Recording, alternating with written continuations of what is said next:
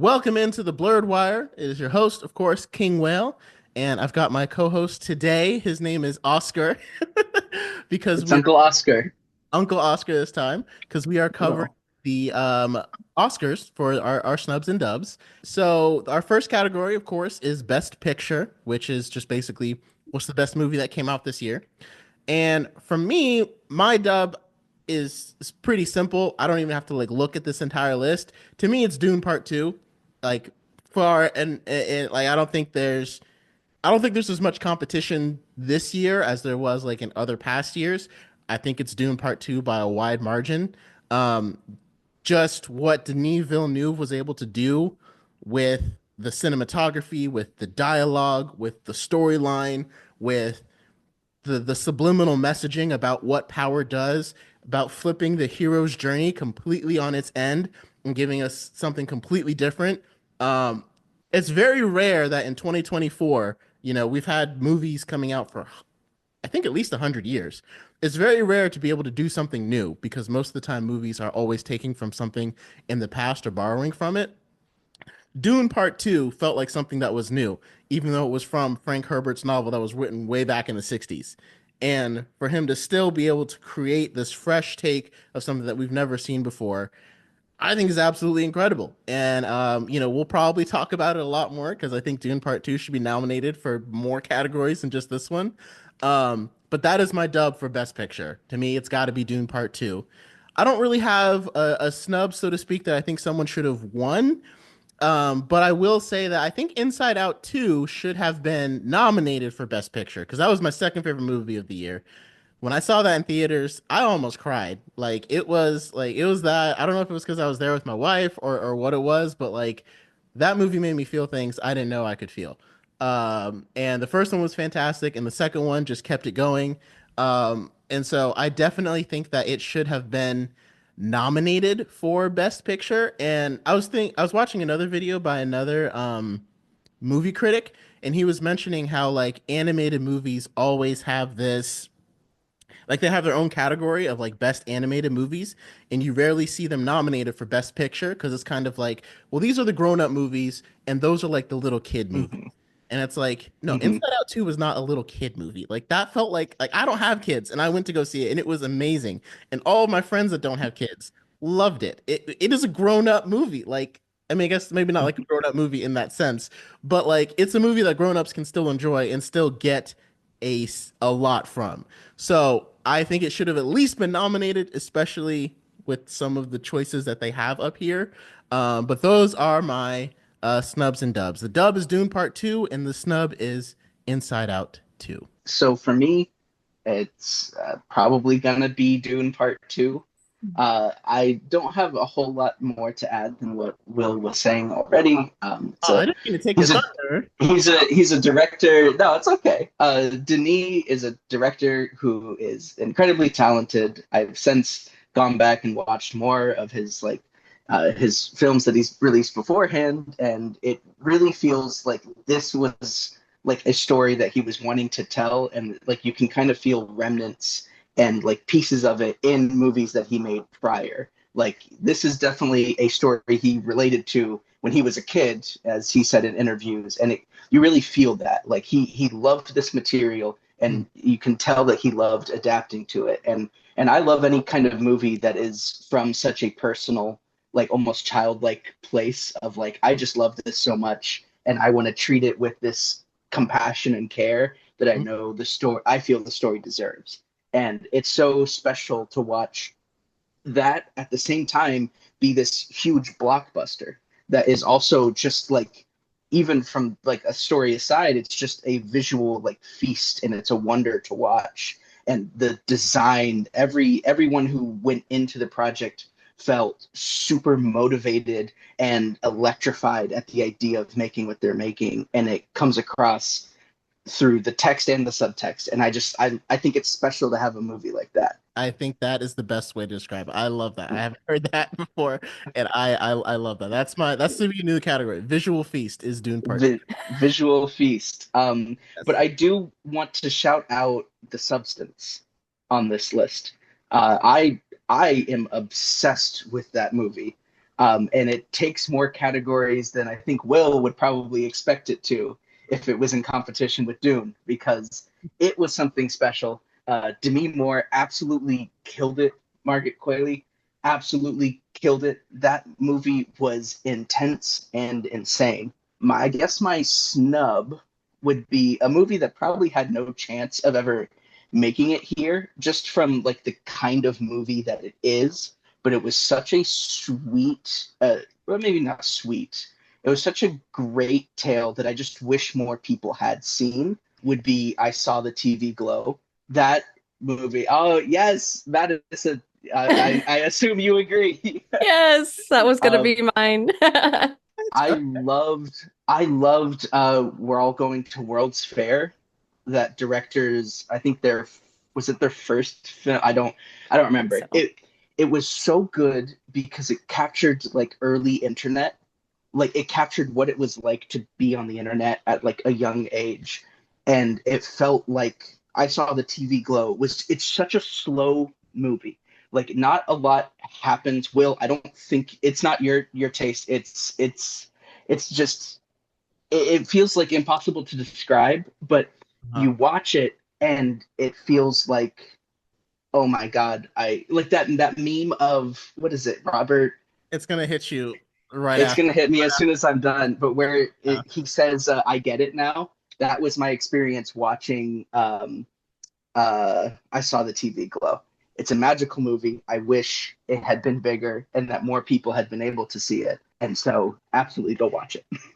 Jake and I have talked about how we have kind of moved away from the Oscars and awards ceremonies in general, just because, well, it's interesting. And when we went to film school, we kind of had our own mini Oscar celebration at the end of every semester, and we would all like submit our films, and a panel of people would judge them and see like which ones were good to play at our ceremony that we would have at the movie theater. We would rent out the movie theater and then we'd play our student films on the big screen. And then we would have awards after that, which is super cool. And but like through that, you could also get the vibe of like, oh, we're playing favorites here and there, and there's a reason why this one got chosen over this one, even though that this one most likely deserved it more, things like that. And it just really like shine like, okay, that's basically what the Oscars does too. Favoritism. Um, Yeah. yeah, and it's so weird, like the ones they're choosing. So yeah, like everyone's talking about Emilia Perez and how it's nominated for, what is it, 12 things? Like it's a story about a trans person, so that's amazing. And I think that's where people are stuck. I think it's like, oh, there's this cool topic that we need to shine light upon, and here's this movie. It's the only movie like it, and so we deserve to win all this stuff. So I don't know. I don't know what we will see with that movie. I haven't seen it. Have you guys seen it? Because like I don't believe in casting judgment on a movie until like you've actually seen it yourself. Like if someone says a movie Yeah. is terrible, you can't really agree until you've actually seen it. So Yeah. I tried, and I couldn't really get past the first 10 minutes. I don't know if I just wasn't as interested. I couldn't get interested to the story enough to get past that. And the only thing I can like, I don't really know, like judge isn't the right word, but the only thing I can go by is like I've yet to see like a positive review for it. And every time Yeah. I like look up what people are saying about it, it's a movie about a trans person in a Mexican community who was a Mexican drug lord. And so, like, obviously the LGBTQ communities and the Mexican communities would be highly represented by the movie. However, everything that I've read says that most of the Mexican community and the LGBTQ community do not like this movie. Mm, I don't know how true that is because, obviously there's a lot of people in those communities. Uh, but that's just the only thing I've seen about it. And so, like, mm, I wanted to watch it to like form my own opinion. Uh, hmm. but I couldn't get myself interested enough in it to watch past the 15 minutes that I made it. So I think it'll be interesting if it wins anything. I don't know if that will be a bad thing or a good thing, but it will be Yeah, a lot of controversy. that's for sure. Absolutely. I have seen Dune Part 2 and Conclave. I really loved Yeah. Conclave. It was slow, but like the pacing didn't feel slow. It was just kind of like I was intrigued the entire time. And I don't know if that's because I grew up Catholic, am Catholic, and I had like no idea how some of these things worked within the Catholic Church. And it was kind of like political, which is not something I'm generally interested in, but for some reason, it drew me in. So I did enjoy that movie a lot, and Dune, of course, is amazing. Mhm. Really love that. And I think like it sucks because it came out what last March Yeah, or something. it was like beginning of the year, And I think first like quarter. lots of people try to release their movies at the end of the year so that it's more fresh in people's minds for like the award ceremonies. But I just think it deserves a lot more nominations than what it has gotten. I was Um, literally just telling Ty, I'm like, movies that get released in the back half of the year are more nominated in the Oscars. And I feel like Dune only has the nominations that it does because it was so great. It was able to get some of these nominations.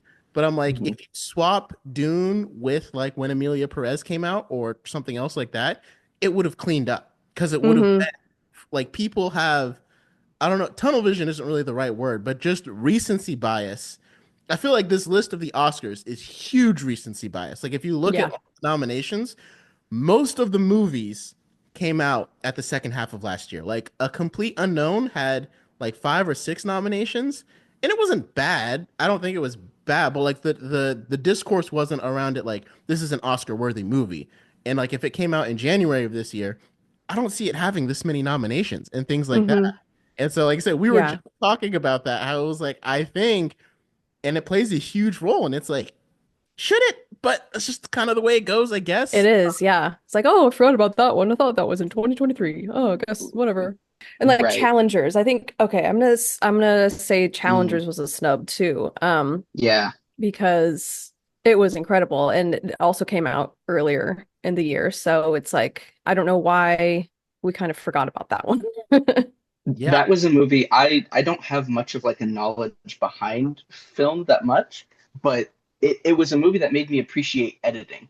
Like it Oh was a yeah. film that I saw that was like, oh, I think I get it now, like what that category exists for. Because it was like structured in a way that like the it's talked about, but like the tennis ball shot, like Hmm. is so like, okay, yeah, this is something really unique, really cool. Same with the music. Like I Hmm. thought the music was really great, and I don't think it got any. Did, did that movie get any nominations at all, I actually? don't think so. But no, I think I agree with No, you it did. that it should have gotten more appreciation, and that was another early in the year Hmm. choice of a movie. I don't really know if I have a dub for the category, but I just have a feeling that Wicked will win. I And don't No. I know. think I would be upset if Wicked won. It's gonna end up winning a lot of my categories. To me, Wicked was my biggest surprise of the year. I didn't think I was gonna like it as much as I did, and we'll get into that as we get into more of the episodes. But I mean, I wouldn't be upset if it won, right?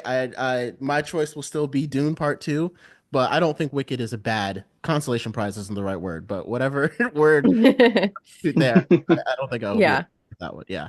So yeah, so Best Picture, I gotta go with Dune Part Two. I'm a huge fan of those movies. I'm a huge fan of the story. I was trying to get my Dune poster hung up behind me for a backdrop, but I couldn't get it. Yes. No worries. I Yes. actually have a poster of I actually have the IMAX poster for Dune Part Two that one of my friends sent me. So thank you for that. And Nice. I also have a poster of the 1984 Dune as well because I love that movie also. Yes, David Uh, Lynch's dude.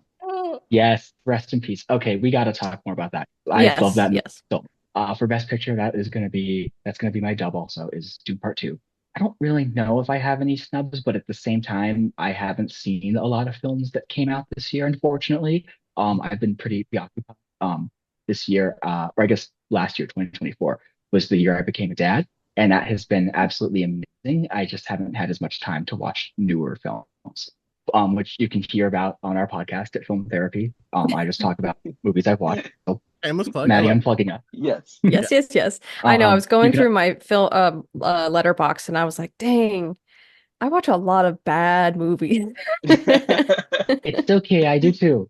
Go Yeah. to We all do. We all just go to Tubi and watch a movie and just sometimes it's great, sometimes it's a masterpiece, sometimes it's not.